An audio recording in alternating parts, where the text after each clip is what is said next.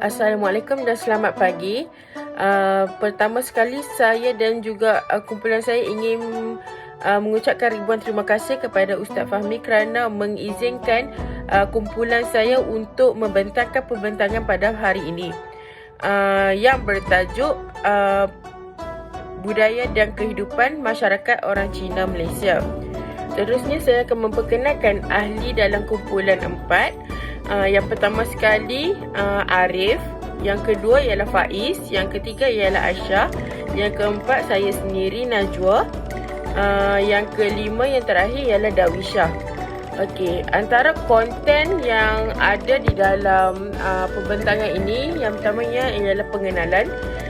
Seterusnya kita pergi ke asal usul dan juga pergi kepada pakaian, dan seterusnya makanan, perkahwinan, kelahiran, perayaan dan juga kesimpulan untuk tajuk ini ya. Jadi saya akan memulakan pembentangan ini dengan pengenalan untuk budaya.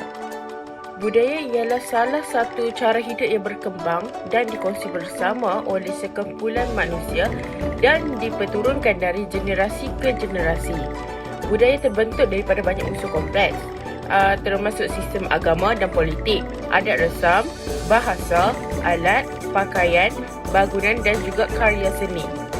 Asal-usul orang Cina Malaysia adalah penghijrah orang Cina luar negara yang menjadi warga negara ataupun penduduk tetap di Malaysia. Kemasukan masyarakat Cina ke Tanah Melayu dikatakan bermula sebelum zaman kegemilangan Melaka. Kebanyakan mereka ialah keturunan pendatang dari Cina yang tiba di Malaysia sekitar abad ke-15 hingga pertengahan abad ke-20. Namun demikian, kemasukan yang agak jelas adalah bermula pada zaman Kesultanan Melayu Melaka, manakala kemasukan secara besar-besaran dan juga bersistematik komuniti ini hanya berlaku selepas pendudukan British di Pulau Pinang dan juga Singapura pada abad ke-18. Di Malaysia, kaum ini biasanya dirujuk sebagai orang Cina dalam semua bahasa. Awal tahun 1404 lagi, hubungan baik antara Melaka dengan Cina telah berlaku melalui lawatan Laksamana Yinqin dan diikuti oleh Laksamana Cheng Ho pada 1409 ke Melaka sebagai utusan Maharaja Cina. Para meswara dan juga bakal pengantinnya selepas itu pula telah mengadakan kunjungan hormat menghadap Maharaja Cina di Nanking pada tahun 1411. Kesan daripada hubungan baik ini, Melaka telah diiktiraf oleh Maharaja Cina dan pihak Cina sudi menaungi keselamatan Melaka, khususnya dari ancaman siam ketika itu. Kaum Cina datang ke Tanah Melayu untuk berdagang seperti orang India dan juga kebanyakan komuniti lain ke Tanah Melayu pada zaman Melaka. Melaka sebagai negara kecil pada masa itu mempunyai kedudukan yang strategik dan juga sebagai negara kecil pada masa itu yang terletak di antara laluan Cina dan juga India membolehkan setiap pedagang Cina datang dan singgah ke pelabuhan Melaka. Orang Cina datang ke Tanah Melayu untuk mendapatkan bekalan buah-buahan, biji-biji timah, gincu dan juga lada hitam, candu dan bat akar kayu. Mereka juga memperniagakan barangan mereka seperti kain sutera, kain benang emas, tembikar, pinggan, mangkuk dan sebagainya. Hubungan perniagaan yang luas dan mewah ini membuatkan kehadiran kaum Cina ke Tanah Melayu ketika itu sangat konsisten dan berterusan pada masa itu. Assalamualaikum warahmatullahi wabarakatuh. Nama saya Arif Ekam bin Umar Jafri dan ingin menceritakan sedikit berkaitan pakaian masyarakat Cina di Malaysia. Terdapat 5 pakaian utama bagi masyarakat Cina ini, antaranya iaitu Cheongsam, Samfu, Hanfu, Changshan dan juga jubah labu. Untuk yang pertama sekali adalah pakaian Cheongsam. Wanita berketurunan Cina memakai pakaian ini. Lazimnya, ia dipakai pada majlis perkahwinan dan semasa perayaan Tahun Baru Cina. Cheongsam juga dikatakan berasal daripada baju tradisional lelaki Cina yang memanjang sehingga ke kaki. Dalam bahasa Kantonis, istilah Cheongsam bermaksud baju labu. Berikutnya, Cheongsam juga dianggap telah diperkenalkan di China selepas revolusi pada tahun 1911. Seterusnya, baju ini pada asalnya panjang, tetapi lama-kelamaan disingkatkan sehingga paras lutut. Pada mulanya, kolor baju hanya setinggi 3 hingga 4 cm, tetapi kemudian dinaikkan kepada 7 cm. Masyarakat Cina di Malaysia yang seterusnya adalah Sanfu. Sanfu ialah pakaian tradisional Cina yang ramai orang tidak kenal. Ia adalah sejenis baju dan seluar yang boleh dipakai oleh lelaki dan wanita dalam situasi kehidupan seharian. Pakaian tradisional Cina ini terdiri daripada baju dan seluar longgar dan dibuat daripada kain lembut seperti sutra. Sanfu yang telah dipakai sejak dinasti Qing sangat popular di kalangan wanita pertengahan umur dan juga lelaki yang lebih tua atau sudah berkahwin. Seterusnya, secara umum, ia dipakai semasa pergi ke lombong, ladang, keluar bekerja ataupun di rumah. Pakaian seterusnya adalah hanfu. Istilah hanfu merujuk kepada orang Han yang pertama kali memakai pakaian ini. Dalam bahasa Mandarin atau Cina, yifu bermaksud baju. Hanfu memiliki lengan kembang dan terdapat kolor yang selesa. Ramai orang memilih untuk mencuba pakaian hanfu ini kerana ia sangat sopan dan ia juga direka dengan cara yang moden. Pakaian budaya masyarakat Cina yang berikutnya adalah changshan. Changshan ialah sejenis pakaian tradisional Cina berlengan panjang. Changshan sering dipakai oleh kaum lelaki. Pada zaman dahulu, ia berasal dari Pinyin changshan. Seterusnya, pakaian tradisional Cina changshan boleh dipakai ke majlis-majlis rasmi serta beberapa acara yang sesuai. Ia juga dikatakan sebagai pakaian yang dipakai secara eksklusif oleh golongan atasan. Pakaian budaya masyarakat Cina di Malaysia yang terakhir adalah jubah labuh. Jubah labuh juga merupakan bentuk biasa pakaian Cina lelaki. Mereka kerap menggayakannya untuk sambutan Tahun Baru Cina dan majlis-majlis lain. Seterusnya, pakaian tradisional Cina ini diperbuat daripada fabrik sutra dan juga brokat berwarna terang. Benang emas dan perak juga digunakan untuk menghiasi pakaian ini. Warna pilihan bagi pemakai jubah labuh ini selalunya adalah berwarna merah.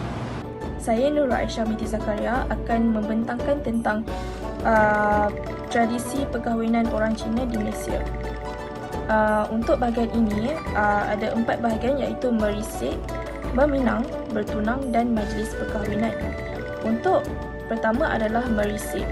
Adat merisik dijalankan untuk mengetahui latar belakang si gadis yang dihajati. Masyarakat Cina terlalu mengambil berat tentang nama, keturunan, peribadi, watak dan tingkah laku si gadis. Dan yang kedua adalah meminang. Setelah kedua-dua pihak berpuas hati dengan latar belakang keluarga masing-masing, adat meminang akan dijalankan.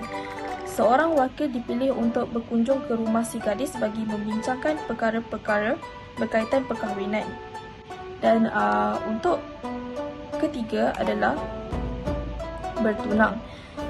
Hari pertunangan dilakukan berdasarkan kalender Cina dan ia hendaklah bersesuaian dengan bintang kelahiran kedua pasangan tersebut.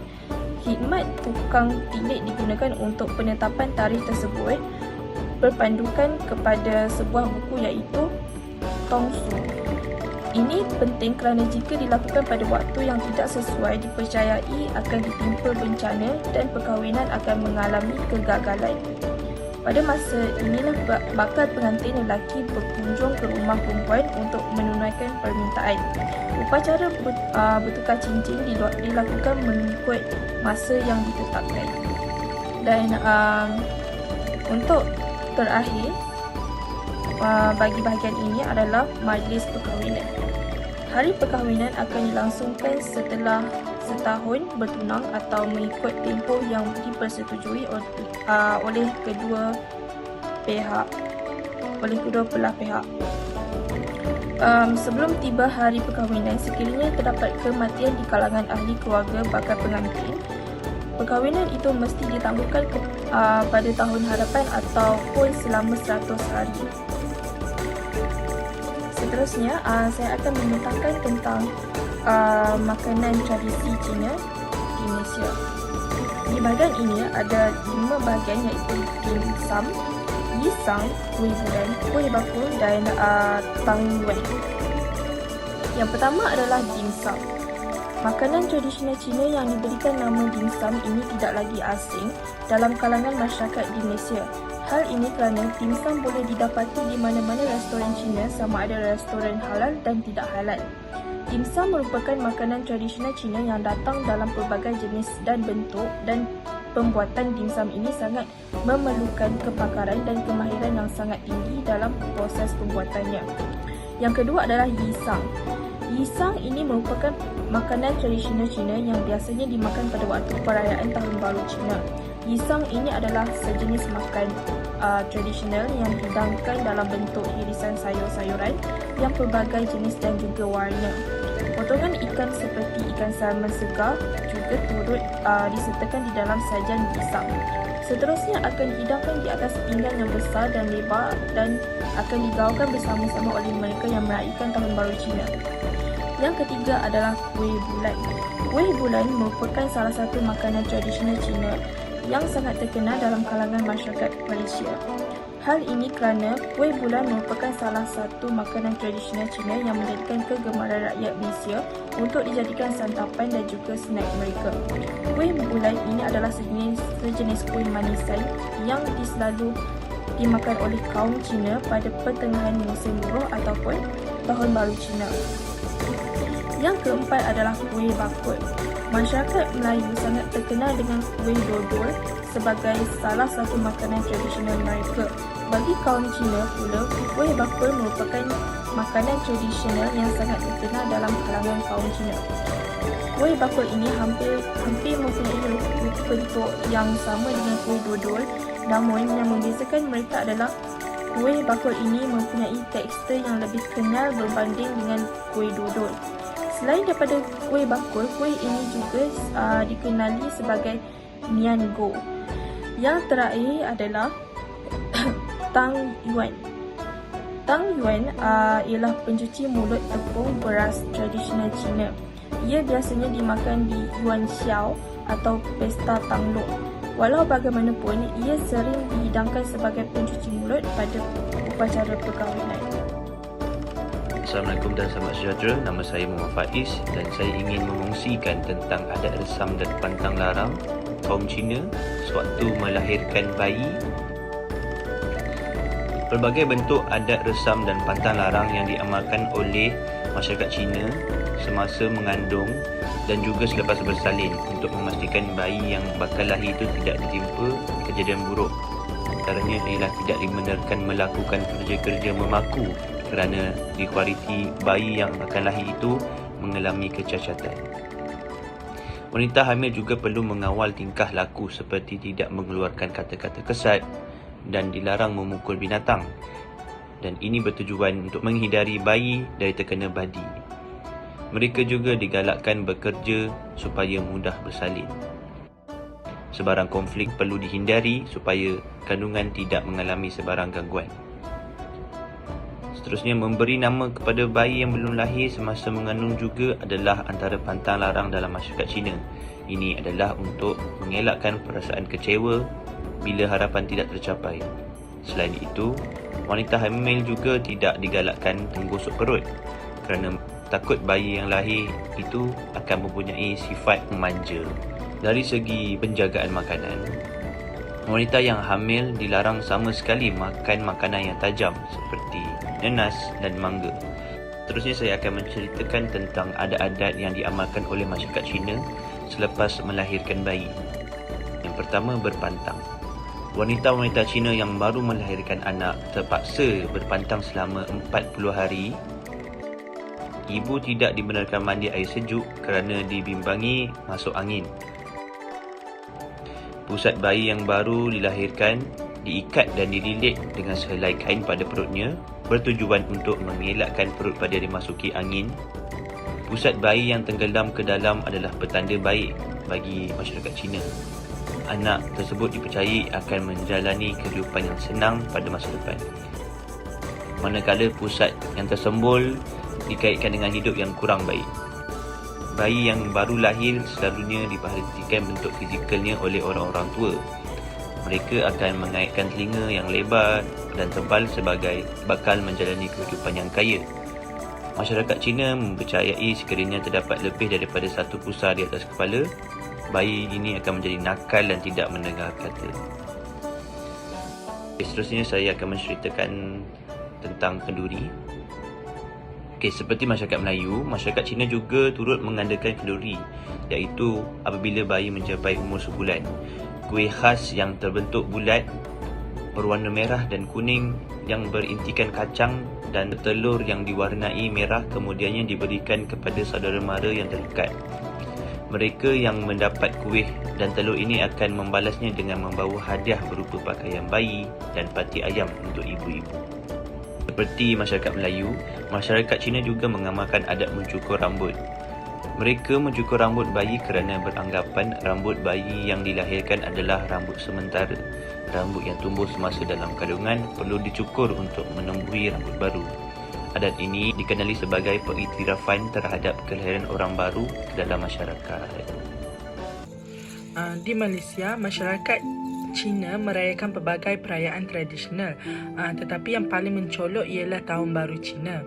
Ia bermula pada hari pertama bulan baharu dalam kalender lunar yang sering jatuh pada Januari atau Februari. Bersama-sama dengan warna merah, tanglong, mercun dan pakaian Cheongsam, ia menjadi simbol tradisi kemeriahan masyarakat Cina. Mercun dibakar pada tengah malam bagi menandakan bermulanya Tahun Baru dan bagi menghalau puaka dan nasib malang. Rumah-rumah dihiasi dengan buah limau sebagai simbol murah rezeki, bunga dan pokok limau.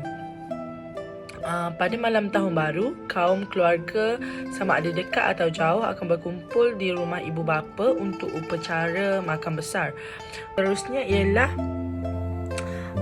hari ke-15 bagi perayaan ini, iaitu Cap Gohmi. Tidak kurang pentingnya, ia adalah hari terakhir bagi bulan penuh, menandakan penutup bagi perayaan ini.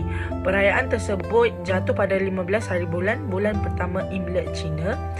Hari itu juga disebut sebagai Pesta Lampu kerana lampu-lampu dinyalakan sebelah malam sebagai aktiviti utama pada perayaan itu. Seterusnya ialah perayaan Kuih Bulan atau dikenali sebagai Festival Pertengahan Musim Luruh Zong Chui. Disambut pada setiap 15 hari bulan 8 dalam kalender lunar. Pada waktu ini, bulan biasanya mengambang terang, menjadikannya waktu yang sesuai untuk meraihkan hasil tuaian musim panas. Di Malaysia, perayaan ini turut dikenali sebagai Pesta Tanglong. Pada hari ini, pesta ini diraihkan dengan santapan kuih bulan dan perarakan tanglong.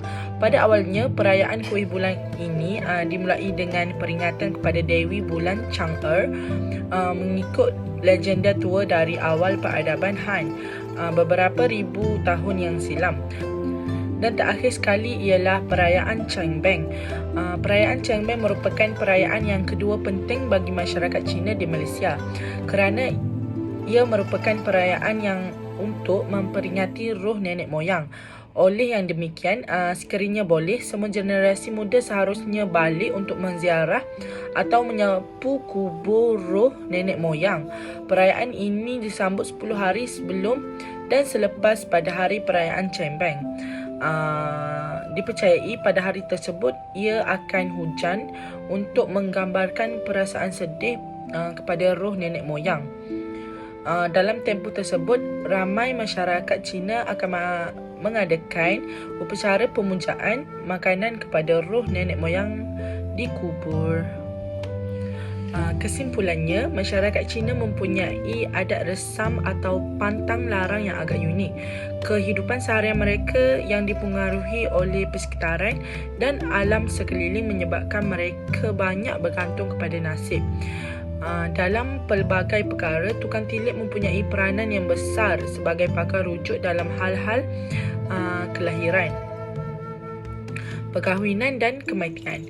Adat resam dan pantang larang ini diamalkan secara berbeza-beza mengikut kaum-kaum tertentu dalam masyarakat Cina. Namun, apa yang diterangkan seperti berikut merangkumi adat resam masyarakat Cina terhadap secara keseluruhannya.